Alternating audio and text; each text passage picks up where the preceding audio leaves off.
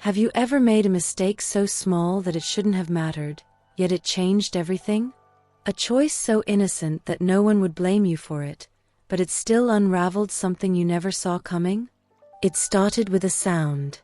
A low, steady rush of water that wouldn't stop. I had spent the morning cleaning, drowning in the quiet of an empty house. My husband, Daniel, was out of town for a work trip, and as usual, the silence felt heavier than it should have. I was scrolling aimlessly through my phone when I heard it, an odd sound coming from next door. At first, I ignored it, but it persisted, unrelenting. Ethan lived alone. His wife had passed away a year ago, and though we weren't close, I had seen the loneliness etched into his face. Something about that sound made my chest tighten. What if something was wrong? What if he had fallen? My feet moved before my mind could reason against it. The front door was slightly ajar. That was strange. Ethan wasn't the careless type. I knocked lightly, calling his name. No answer. My pulse quickened.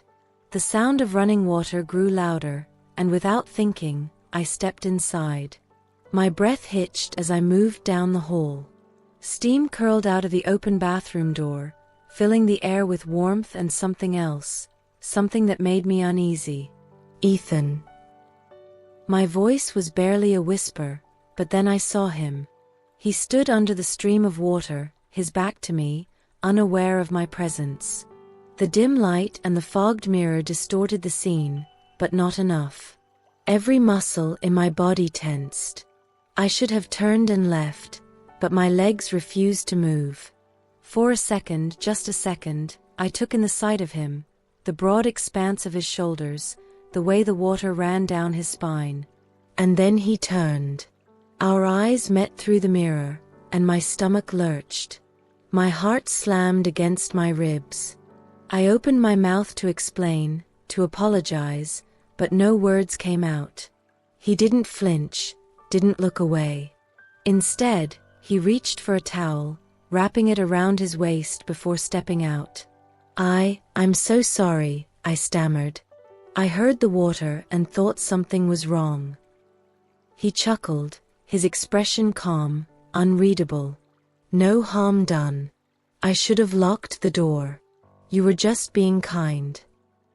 His voice was smooth, warm, as if my intrusion didn't bother him in the slightest. That should have eased my embarrassment, but it only made it worse. I mumbled a goodbye and fled before my body betrayed me any further. Are you still with me? Drop a yes in the comments to let me know you're tuned in. For days, I avoided him. Every time I stepped outside, I checked first, making sure I wouldn't run into him. And yet, I couldn't stop thinking about it. About him. It wasn't just the way he looked, it was how he had looked at me. Not with shock or discomfort, but with something else. Something I shouldn't have noticed. Then one afternoon, he caught me off guard.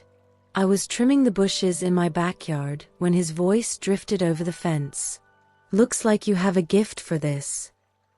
I nearly dropped the shears. He leaned against the wooden panels, a small smile on his lips. I forced myself to breathe, to act normal. It's more of a battle than a talent. The weeds always seem to win. He chuckled. My wife used to say the same thing. She had the patience for it, though. I've let most of her plants go. The way his voice softened made something tighten in my chest. Without thinking, I said, I could help if you want. And so it began. We spent hours in his yard, hands covered in soil, the sun warming our skin. He told me stories about his wife, about the life they built together. His words had a way of pulling me in, weaving a world I felt guilty for stepping into.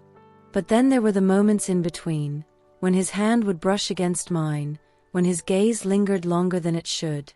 I should have pulled away. I should have known better. One evening, when the rain drummed against my window and loneliness gnawed at me, I found myself at his door. In my hands was a plate of cookies I had baked just to keep myself busy. He opened the door, his smile warm, inviting. "For me?" he asked. I felt foolish. "I thought you might want something sweet." He stepped aside, motioning me in. The fire crackled in the living room, filling the space with a golden glow. I told myself I wouldn't stay long, but the conversation, as always, felt too easy. We talked about nothing and everything. The rain, the past, the ache of losing something you thought would last forever. Then it happened. As I set my glass down, our hands collided. Neither of us moved. My pulse pounded. His eyes held mine, searching, questioning. "You don't have to stay if you're uncomfortable," he said quietly. "Have you ever been in a moment where you knew you should walk away, but something rooted you in place? If so, let me know in the comments." "I'm not uncomfortable," I whispered before I could stop myself. He leaned closer, and I didn't move away. The space between us disappeared. His lips met mine, tentative at first, as if testing the boundaries we both knew we were crossing. But once the line was crossed, there was no turning back. The kiss deepened, filled with unspoken words, with things neither of us dared say out loud. When it was over, silence settled around us. He exhaled slowly. "I never wanted to complicate your life." But it was too late. The days that followed were a blur of guilt and longing. We avoided each other, pretending as if nothing had happened, but the air between us was thick with everything we refused to say. Then one evening, as I stood by the fence, he was already there. "I've been thinking about us," he said, "and I don't want to hurt you." "Neither do I admitted, though my voice faltered.